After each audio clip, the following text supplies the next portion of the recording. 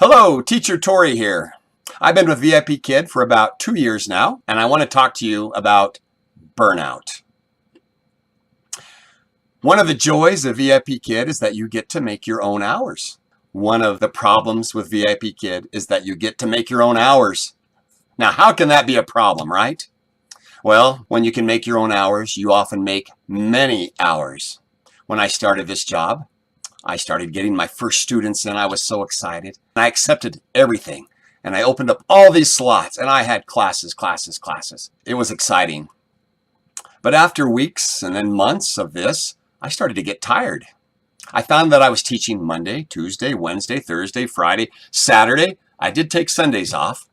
I would teach early in the morning, starting at 3 o'clock. So I would get up about 2 in the mornings. And then I even started taking night classes the evening before. I'm doing all this by my choice. VIPKid's not making me do this.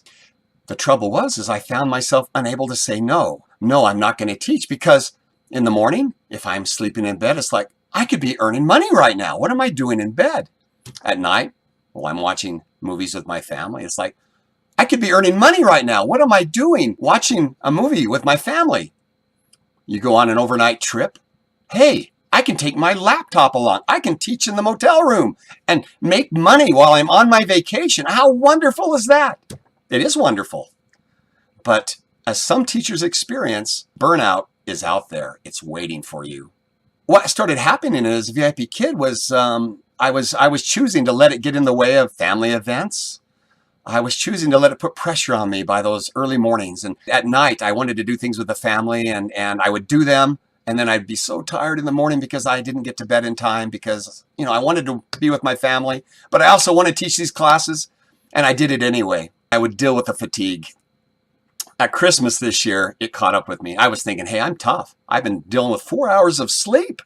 And I can do it because I can always take a nap later. And I was scheduling these classes early. Normally I start at 3:30, but I would get some priority requests for 3 o'clock, once at 2:30. And sure, well, why not? I can do this. I can take a nap later. It caught up with me. I got sick. I got really sick. And the ironic thing is it was over Christmas holiday when I wasn't doing my other job. I'll tell you about that in a moment. And I had loaded up on extra classes. And then they arrived and I am sick and I can't cancel all these classes because you know the rules. And I had to teach, feeling so horrible, thinking, am I going to live through this? And I did. I lived through it like many other teachers have. I learned right there. It's like, oh, I went too far. My body and my brain can only handle so much. I've got to learn to say no. I've got to learn to pace myself and remember that my life is mine and I don't have to give it up for the money I want to make. Okay, now my other job, I'm a bus driver now. I spent years traveling the world in high tech with a company and had great times, but now I drive a school bus, which I love, and I write novels, and I teach at VIPKid, and I'm very happy. But driving the bus has made a particular problems. I have a morning route to take the kids to school. I have an afternoon route to take them home from school. Well, that's not a problem. I teach before then, so it shouldn't be a problem, right? Well, it is kind of a problem, something I've had to learn to deal with.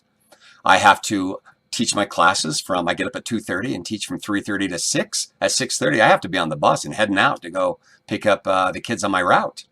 What I do then is I come home after that route and I go back to bed for another hour and a half to 2 hours and try to get the sleep I didn't, get the night before because I have my afternoon route, then I have an evening route. I don't get home till 6 o'clock. I have an hour and a half. And I've learned that I got to be getting in bed about 7:30. I'm not asleep at 7:30. I'm just getting ready for bed. And that's the hard part. Getting up's not nearly as hard as going to bed because my kids are up, my teenagers. They want to do things. They want to play games. They want to talk. They want to throw the boomerangs. They want to watch a movie. And I have to say no because I need to go make some money in the morning, to feed the family. And it's so hard. But I've learned to say no to them. But I've also learned how to say no to VIPKid when I need to in order to recharge. So what I do now is I have to look ahead. I do activity runs where in addition to my morning route, I may have to drive all day to take the track team to a track meet. That might not come home till 11 o'clock. So when my priority requests start coming in from my students who I taught this morning and they're saying, oh, 2 weeks out, let me have another class from you. And I look at my schedule and I go, oh, I'll be coming in the night before about 11 o'clock. No, I've done that where I've come in at midnight and I had a class I had to be up at 2:30. I'm not going to do that again. I know how I felt and I can learn. And so I have to decline that child and tell him, I'm sorry, I cannot be in the classroom on that date and time. I hope you can reschedule at another time because I love classes with Walker. They reschedule. They do. I don't lose my students. And so I check my schedule. Is there a birthday that day? They're all having a birthday party that night. Okay, I'll be up late. I'm not going to start teaching at 3:30. I'll start teaching at 4:30 or 5:30, and I'll say no to the priority requests. Am I going to have an early trip the next morning where I have to leave at 6:30? I won't be able to come home and get some naps or get my rest in?